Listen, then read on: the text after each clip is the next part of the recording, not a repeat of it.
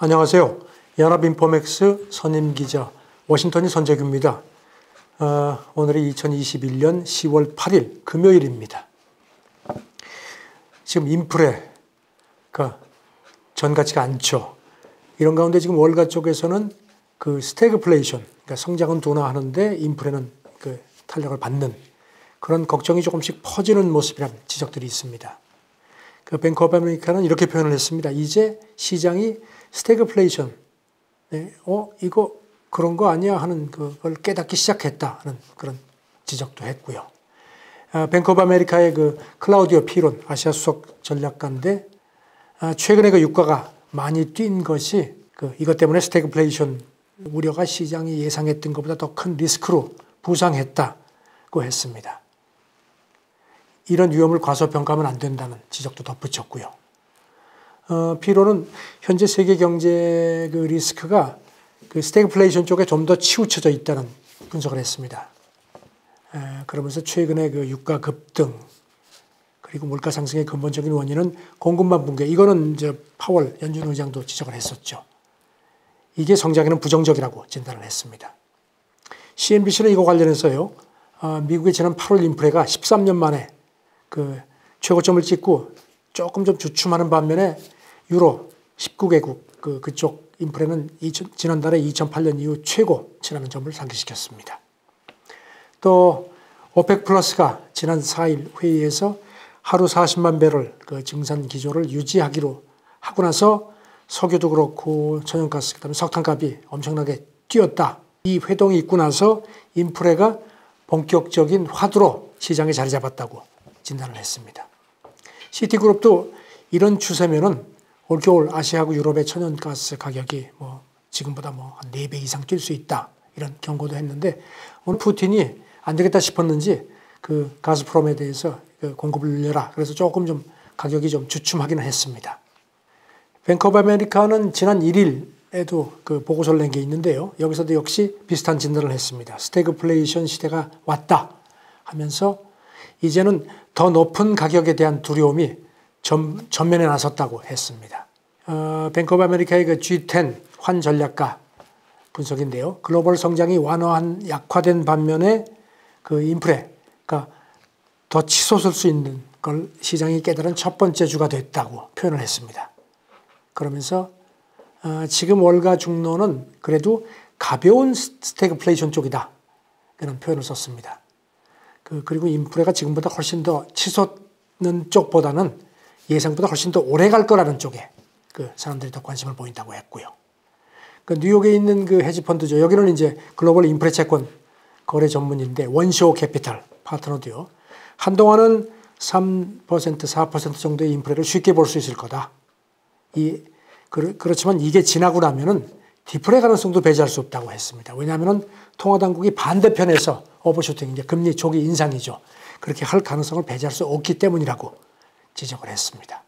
반면에 스태그플레이션 그 불안감이 과하다는 반론도 있습니다. 오한다의 에드워드 모야 수석 시장 분석가 얘기인데요. 경제 전망에 많은 위험이 도사리고 있어서 성장이 좀 침체는 될 거다. 그렇지만 그렇다고 해서 스태그플레이션을 언급할 시나리오는 아니라고 본다고 했습니다. 이 사람 얘기는 소비자하고 그 기업 수요가 탄력을 유지하는 한은 강세장이 이어질 거다고 했고요. UBS 글로벌 웨스 매니지먼트도 이렇게 분석을 했습니다. 코로나 확산세가 진정되고 있고 그래서 경제가 내년에도 기본적으로 물론 조금 좀 주춤하겠지만 기본적으로 강세를 유지할 거다. 그렇게 보면서 지금 미국 증시도 9월 이게 이제 보릿고개죠. 이게 지나가서 탄력을 회복을 할 걸로 자기는 본다. 그래서 이런 지금의 상황을 성장 침체라기보다는 성장이 완만해지는 걸로 보는 게 좋겠다고 했습니다. JP 모건은 그 7일자 보고에서요. 아주 상당히 극단적인 낙관을 지적을 했습니다. 미국 국채 10년물 금리가 2.5%에 설사 가더라도 이게 오늘 새벽에 1.57%였습니다. 그리고 또 국제유가가 지금 이제 한 80달러 오르락내리락 하는데 설사 배럴당 130달러까지 치솟아도 증시가 견딜 수 있다 하는 그런 진단을 내놨습니다. 금리하고 유가의 지속적인 상승세가 미국 증시 강세장을 끝내는 그런 그 압력까지는 가지 않을 거다. 그러면서 미국 증시가 이런 금리 탄력을 소화할 수 있는 능력이 있다고 이 사람은 진단을 했습니다. 10년물이 물론 단기적으로 예상이 그렇게 되지 않을 거로 보지만 설사 2.5% 심지어는 3%까지 가지 않는 한은 그 대대적인 투매는 없을 거다 하는 게 이 사람 견해입니다. 또 인플레하고 소비자 대차 대조표, 총 석유 지출, 그 다음에 임금하고 자산가격 조정이 이루어지면은 유가가 아까 말씀드린 130달러는 물론이고 뭐 설사 150달러까지 치솟아도 증시의 탄력은 유지될 거라고 하는 게 이 사람 진단입니다. 그러면서 왜냐하면은 그 원유가 다른 자산에 비해서는 여전히 싸다는 겁니다. 그리고 오펙이 그 지난 10년 정도 글로벌 수요를 이렇게 맞춰서 사실상 보조금을 지급해왔다. 이런 또 진단도 했습니다. 그렇다면 지금 상황에서는 어떻게 투자를 하는 게 좋겠느냐? 여기에 대해서는 가치가 뛴 기술주는 좀 피하는 게 좋겠다. 그리고 전에도 말씀드렸지만 에너지하고 금융 같은 경기의 순환 종목이 좋다고 권고를 했습니다. 오늘 새벽에 바클레이스가 그 분석한 게 들어온 게 있는데요. 인플레이션 공포에도 주식을 사는 게 좋겠다. 그리고 떨어질 때 사라고 권고를 했습니다. 바클레이스 분석은 유럽 증시 얘기를 했는데요. 지금은 T나 다른 대안이 없다는 겁니다. 그래서 채권에 비해서는 주식이 아직도 그 매력이 있다는 진단을 했습니다. 리스크 프리미엄이 증가하면서 위험 조정 이익은 물론 낮아질 거다. 하지만 여전히 주식이 채권보다 매력적이고 하락할 때 사야 된다는 그런 진단을 했습니다. 블랙스톤도 오늘 새벽에 블랙스톤의 바이런 빈 그 부회장 얘기인데요. 10년물 수익률이 그러니까 10년물 수익률의 시장 가치는 자기는 2%라고 본다는 겁니다. 그러면서 그런데 이거보다 더 오르면은 증시에 부정적이다. 그렇게 또 진단을 했습니다. 한편 블랙록은요, 마켓워치가 4일 인용한 그 보고서에서 최근의 10년물 금리 상승이 경제 재개에 대한 채권 시장의 뒤늦은 조정이라고 또 진단을 했습니다. 그 연준의 매파 전환에 대한 반응이라고 보기보다는 그 좀 뒤늦게 조정을 한다는 겁니다. 그 이전에는 10년물 금리가 20bp 정도 올라가죠. 1.5%가 되는데 여러 주가 걸렸는데 이번에는 딱 한 주밖에 안 걸렸다는 겁니다. 그래서 시장이 뒤늦게 현실을 따라가는 거라고 그런 또 진단도 했습니다. 뭐 그래도 뭐 증시는 뒤숭숭합니다. 이런 가운데 마켓워치가 그 미국 증시가 물론 이건 최악 시나리오인데요. 대공황 이후 최악 약세장 경고도 있다는 그 지적도 했습니다. 그러면서 S&P 지수 250일 이동 평균선을 주목하는 게 좋겠다는 권고가 있다고 덧붙였습니다. 이런 얘기를 한 사람이 그 불앤베어 프라이빗닷컴 창립자인 존 울펜바거라는 사람인데요. 이 사람은 이 알리안츠에서 22년 동안 증시 애널리스트 역할을 했던 베테랑입니다. 연준이 테이퍼링 얘기를 시작했고 통화 공급 증가율도 얘기를 했습니다. 이게 지난 2월 전년 대비 39%였던데 이게 지난 8월에는 8%로 그 폭이 엄청나게 줄었다는 겁니다. 이것만 봐도 투자 심리가 이것만으로도 투자 심리가 가라앉을 수 있는 충분한 변화라고 이 사람은 지적을 했습니다. 울펜버그는 자기는 시장이 양방향성일 때도 공격적으로 이윤을 추구했다. 그러니까 나는 절대 비건론자가 아니다 하면서도 투자자들이 이번에는 이런 경고 징후를 무시하면 안 된다고 생각한다고 충고를 했습니다. 울펜버그는 투자자들이 그 지나치게 낙관적인 감정을 갖는 거, 그 다음에 경제가 지금 여기 좀 주춤하는 거, 그 다음에 과도한 부채, 그리고 이제 정책 수단이 조금씩 전 같지 않게 조금 제한되는 이런 것들이 2008년, 2009년보다 더 나쁜 급락을 예고하는 어떤 악재일지 모른다. 그러면서 몇 주 전에 S&P 지수가 최고치에 도달한 것도 어떤 추락의 예시일 수 있다고 말을 했습니다. 워런 버핏도 S&P 이동 평균선을 주목하는데 지금 250일 이평선이 한 4020 언저리에 있는데 이게 이제 실질적으로 하향 돌파가 될 경우에는 주식이 큰 폭으로 떨어질 수 있다고 했습니다. 그래서 자기는 지금 이런 상황에서는 실제로 상승하는 ETF, 그러니까 인버스 ETF를 선호한다고 하면서 자기는 프로쉐어즈 울트라숏 S&P 500 지수 SDS죠. 이거나 프로쉐어즈 숏 S&P 500 이거를 선호한다고 소개를 했습니다.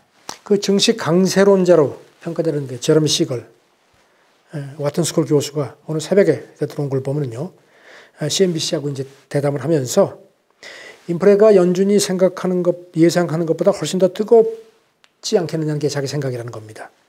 그렇기 때문에 연준이 시장이 예상하는 것보다 훨씬 더 빨리 테이퍼링에 들어갈 수 있고, 그렇게 이게 시장을 놀래킬 수 있다. 물론 크게는 아닐 거다. 그러니까 그런데 그 대비를 하는 게 좋겠다는 충고를 했습니다. 달러 얘기를 좀 해보죠. 그 지금 이제 인프레 시대라는 말은 뭐 많이 나오고 있는데, 이럴 상황에서 달러가 변동성이 커지고 약세를 보일 거란 그런 지적이 나왔습니다. 캐피털 이코노믹스, 그 조나스 코터만 시니어 이코노미스트 진단인데요. 고물가 시대에는 달러 가치가 떨어지고 변동성도 커진다고 했습니다. 그리고 인프레하고 달러가 그 단기적인 연관성도 약해진다는 진단도 했고요. 장기적으로는 높은 인플레, 국가 통화가 상대적으로 약하다고 평가를 했습니다. 그러면서 이런 효과가 장기적으로 상대 통화국 생산성이나 교역 조건 같은 환율 변수를 압도하곤 했다고 덧붙였습니다.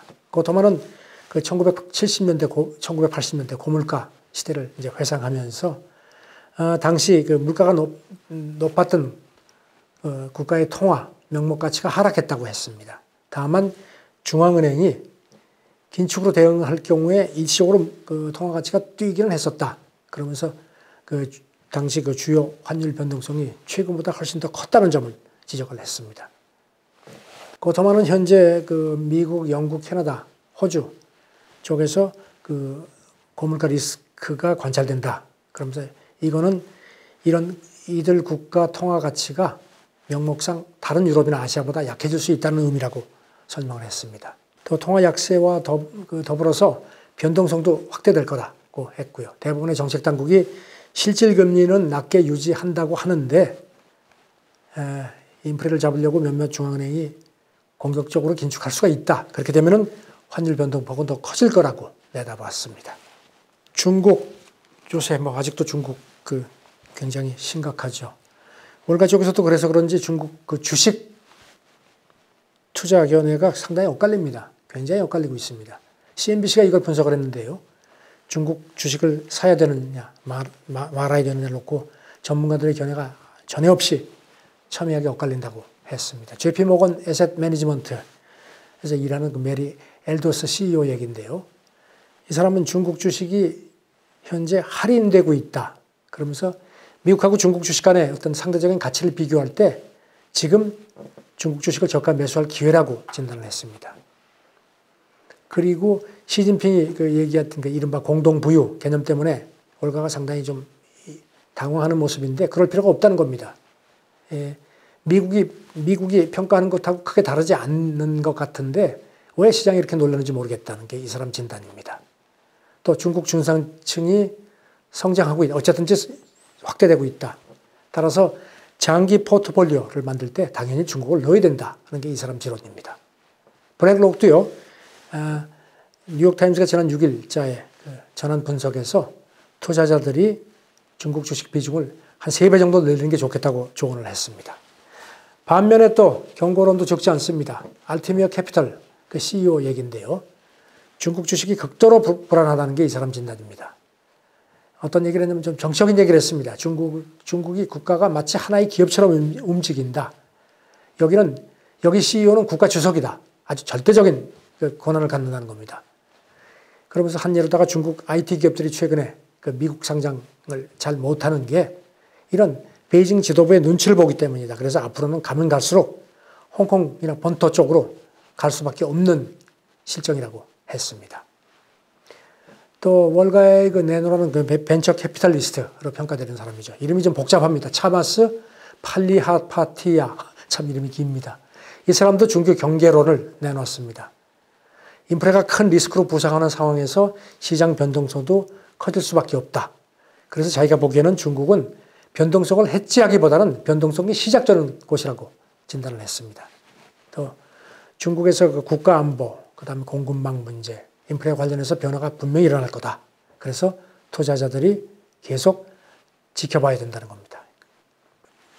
그러면서 물론 나도 계속 중국에 관심을 갖는다. 그렇지만 지금 내가 볼 때는 중국은 투자할 것이 아니라 하는 게 이 사람 얘기입니다. 그래서 일각의 중국 낙관론을 견제를 했습니다.